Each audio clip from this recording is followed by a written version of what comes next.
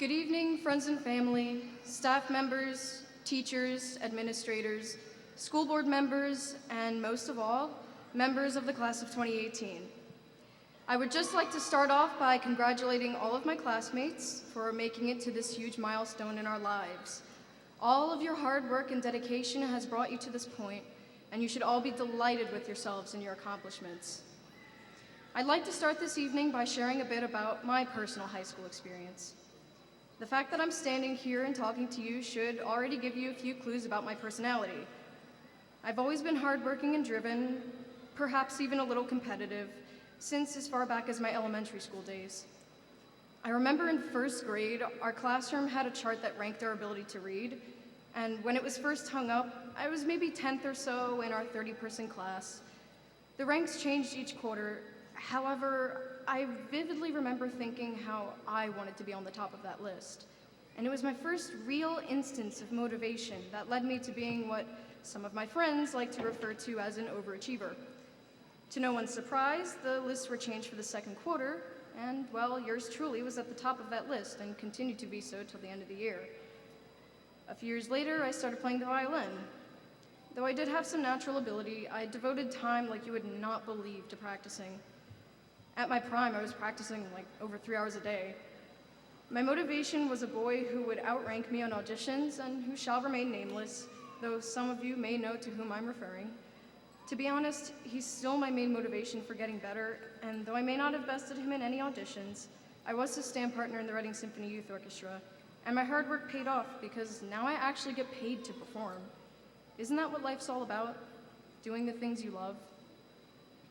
Finding something to motivate me to work this hard is what got me to this point, but motivation was often fleeting throughout many points in my high school career.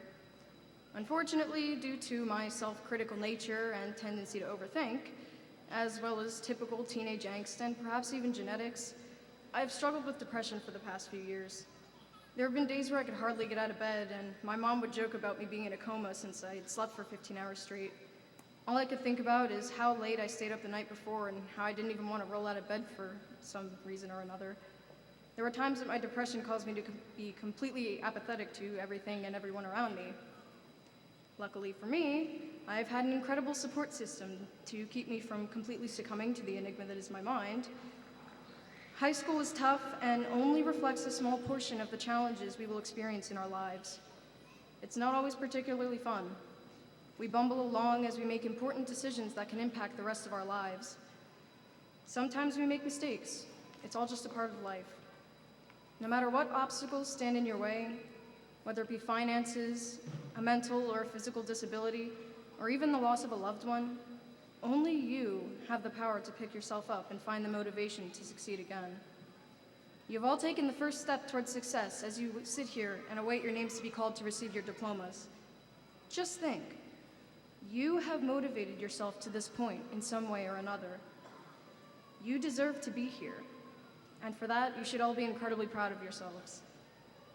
That being said, never forget about the people who got you to this point, your family, friends, and the members of the school district. All of these people have helped you in one way or another to get you here, and will continue to help you even after you graduate. So, should you ever require help in the future, you will always have resources available to you to keep you on the path to success. You will always have your Red Knight family. Now, I would like to thank all of the people who have helped me to this point. First and foremost are my family sitting somewhere. Yeah. It would be impossible for me to do some of the things I do without the financial and emotional support you have provided to me all these years. Mom, Dad, congrats. You have raised one to adulthood, and I hope I make you both proud. To my younger sisters, Marley and Angelina, I hope I inspire you guys into taking advantage of all of the wonderful experiences the Reading School District has to offer.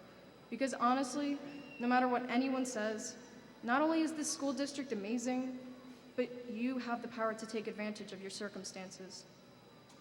To the rest of my family up there, thank you for all of your love and support throughout the years. It really does mean the world to me.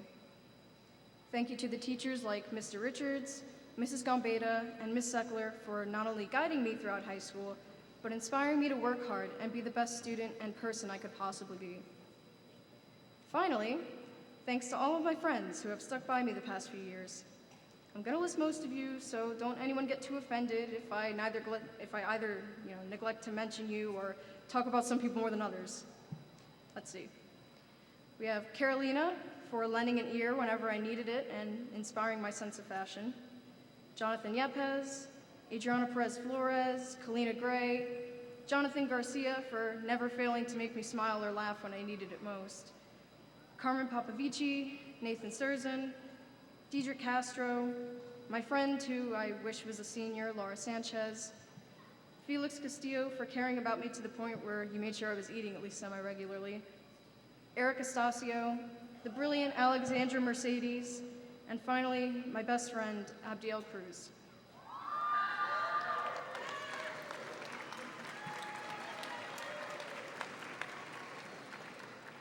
Abdiel, thank you, first of all, for dissecting that crawfish with me back in 9th grade.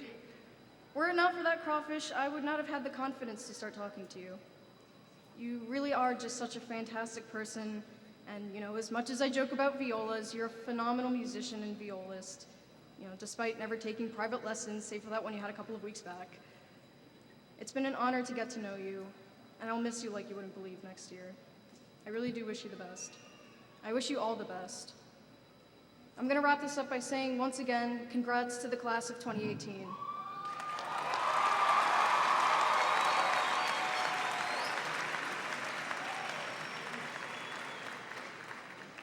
Tomorrow, we are all moving on to the next chapter of our lives, whether that be attending college or trade school, joining the military, or entering the workforce. No matter what path you are headed down, with hard work and a good work ethic, you can achieve anything, regardless of what you are up against, because you are a Red Knight. And once a Red Knight, always a Red Knight.